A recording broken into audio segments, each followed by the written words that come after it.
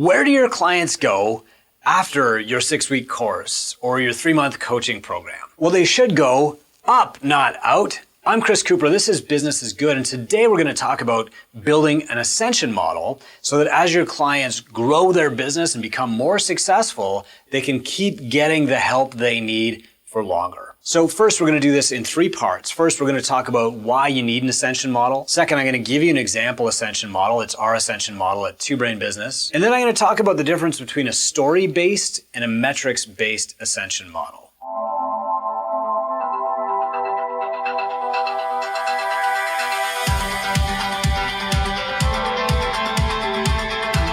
If you'd like some help or to discuss this stuff, go to businessisgood.com and you'll see join our community. That will lead you to our private Facebook group for entrepreneurs and business coaches who want to grow, and you can ask questions about Ascension models. If you're a business coach, this episode is going to be specific to you, but you can build an Ascension model in any service-based business, whether you're a gym, a cab company, or any hairdressing salon, whatever. Okay. I learned about Ascension models in about 2018. I was down in Manhattan. I was spending a couple of days with my mentor at the time, Todd Herman. And Todd had just written this book called The Alter Ego Effect. And between that and his 90-day year program, he was in massive demand. And so he said, let's talk about your Ascension model. And I said, what the hell is an Ascension model? And he said, okay. And he pulls out this flip chart, the old school, big paper, flippy board, and a marker, and he draws this staircase, and he says, okay, a client comes in, where do they start? And I said, we've got this program that's called the Incubator, and they build all their systems, and they learn some marketing and some sales and some retention, and it's just like the 101 course, it's the basics, but it's a good platform for them to build for the next 30 years. And he said, okay, great. So on the bottom step on his flip chart, he writes, Incubator. He said, okay, now what happens? I said, okay, well, once they got the systems down and everything is operationally good, they can work on growth. So they can work on more marketing and better sales. That's step 2. And he said, okay, so on the second step in his little drawing, he writes growth. He said, then what happens? And I said, well, I guess some of them go on to become mentors, like they work for me. And he goes, okay, great. So on the third step of his little staircase, he draws mentor. He said, then what happens? I said, I don't know. Hopefully the mentors stick around forever. But there have been some cases where, these are passive entrepreneurs. They've gone off and started their own thing.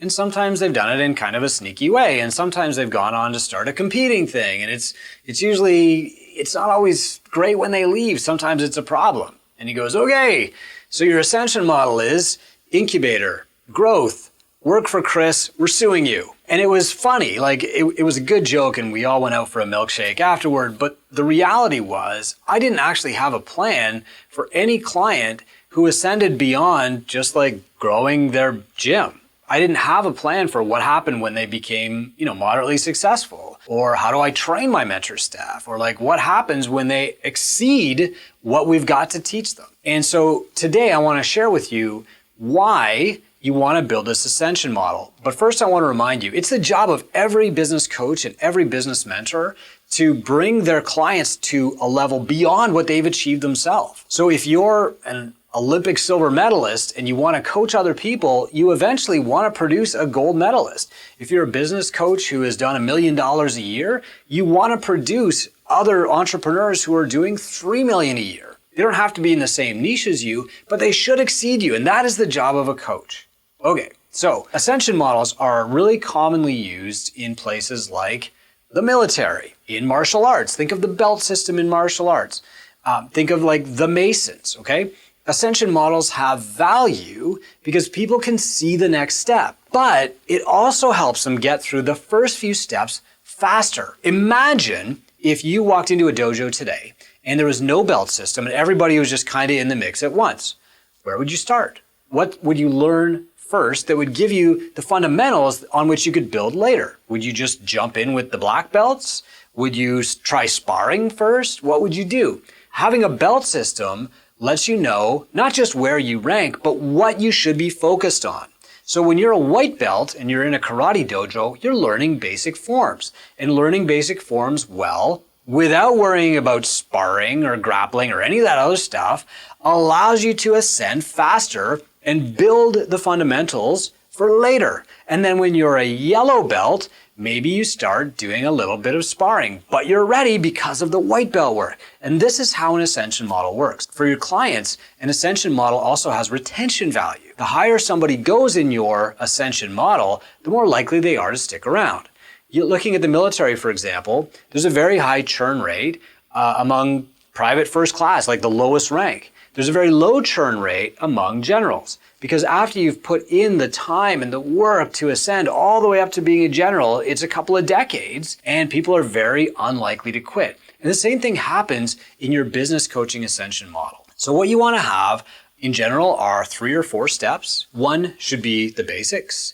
One should be focused on growth. One should be focused on wealth. And maybe you've got some kind of like very small group, tight inner circle mastermind sitting on top of that, where people have access to you and they're growing multiple things, or maybe they're just head down expanding their empire, whatever that is. If you look at my friend Sharon's model, he breaks down the maturity of a business into 4 stages. So there's basically systemize, optimize, grow, and scale. And even if you follow that pattern, you could build a really great Ascension model based on that. You can call your Ascension model whatever you want to. You could call it like startup, ramp up, grow up, level up, leader up, or whatever.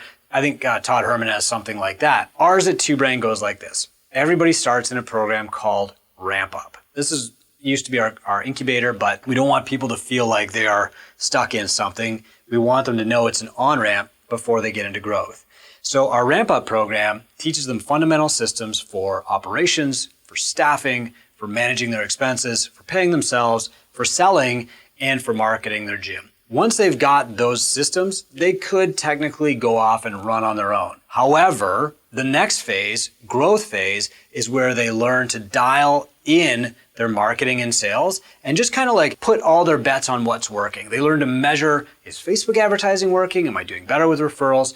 And whatever they're best with, they go all in on that until they reach a certain point. And I'll come back to that in a moment. From there, they go into our 3rd phase program called Tinker.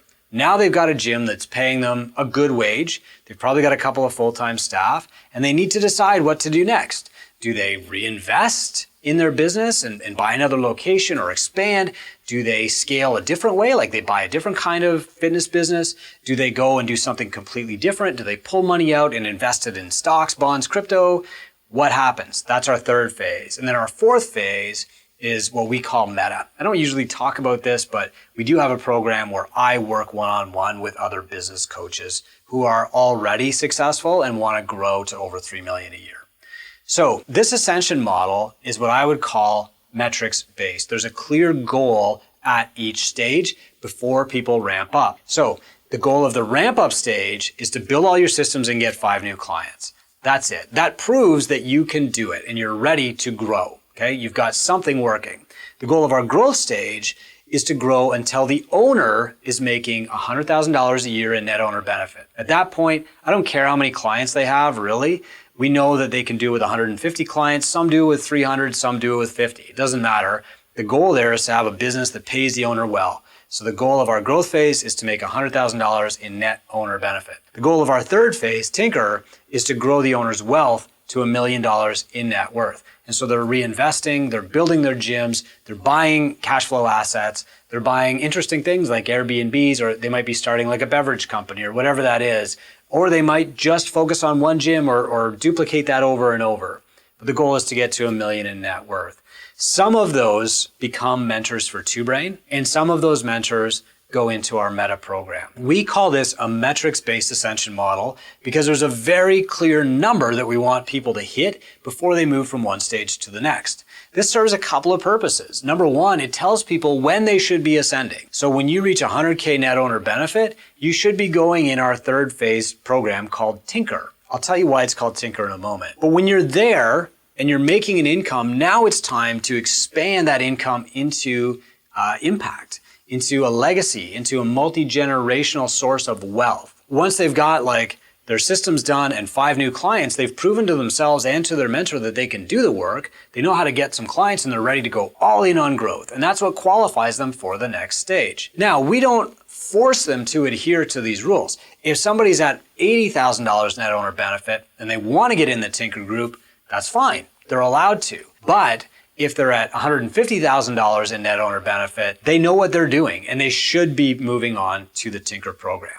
Okay, so that's a metrics-based Ascension model where you've got a very clear numerical target at each stage. That target also serves as a forcing function. So you ascend people faster when you have a target for them to hit.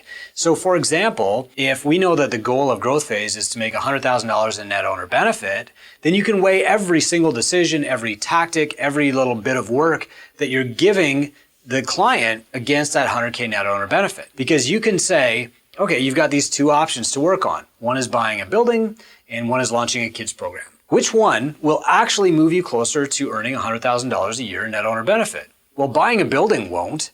I mean, that's a great lesson for like the next phase, but it's not going to increase your income quickly. Let's focus on starting a kids program. And so you have this forcing function created by the clarity of those metrics-based goals. The other thing it does is it allows you to pull out content from each phase that the client doesn't need yet. So when I started my original incubator, I wanted to teach gym owners everything I knew. But the reality is it was way too much. They got overwhelmed. They didn't finish the course and they left kind of staggering around like, what hit me? In reality, I should have just taught them how to get their 5 clients, how to get all their systems dialed, how to teach it to their staff, and then move them into growth phase. And in growth phase, I should have just taught them how to do marketing better, how to sell better, maybe how to change their product. There's a little bit in growth phase about staffing because as their program grows, they're going to need help. But the reality is they should be able to get through growth phase within, a couple of years and into Tinker from there. That's a metrics-based Ascension model. The other model that some people will use is a story-based model. The reason that you might want a story-based model is if you're a business coach and you're working with a very diverse clientele. So for example, let's say that you're working with the butcher, the baker, and the candlestick maker, and for each one of them, success comes in a different form. For the butcher, it's I just want to have like a busy shop where I can work every day, interact with my clients, make some recommendations, have staff actually cutting the meat for me. It's a big community, it's an environment, and I need to make $80,000 a year. For the baker, it's like, hey, look, I need to churn out a high quality product so that I can make $120,000 a year and manage this massive overhead. I need to be efficient. And for the candlestick maker, it might just be that they're doing art. So, their wife has an amazing job. The husband doesn't have to make any money, but he has to justify all the time that he's spending on this business. So if he makes $50,000 a year, that's great. When you're working with a diverse array of clients with very different goals, very different passions and skill sets, a story-based Ascension model might work better. And this is actually why I wrote Founder, Farmer, Tinker, Thief, to give people a story of what they should be working on and how they can ascend as an entrepreneur, even though their goals might be different from mine. In my niche, gym owners, I have metrics. I have the biggest data set in the world, and so it's easy for me to make a metrics-based Ascension model. But if I was working with the butcher, the baker, the candlestick maker, and the gym owner, I would want a story-based Ascension model so that I could fit everybody in and tell them when it's time to ascend, and that path was clear to them. To recap, as a business coach, your job is to help your clients reach farther than you ever did. And to do that, you have to keep them moving up in stages. You can't overwhelm them because that will slow down and maybe stop their progress. You need to give them just what they need when they need it, and that means building an Ascension model. So if you're going to do one thing after listening to this, break your coaching program into 3 phases. Ask yourself first, what can I cut from each stage? What do they not need to know in level 1? What do they not need to know they're not ready for that will just slow them down in level 2? What can I do in phase 3? And then you can define goals. If you're working in a very tight, narrow niche, you can have metrics-based goals. If you're working with a wide variety of clients, you should have a story-based Ascension model. If you want more details on this, you can go to businessisgood.com. Read our blog post or join our community there and ask your questions of some of the best business coaches in the world. I'm Chris Cooper. This is Business is Good.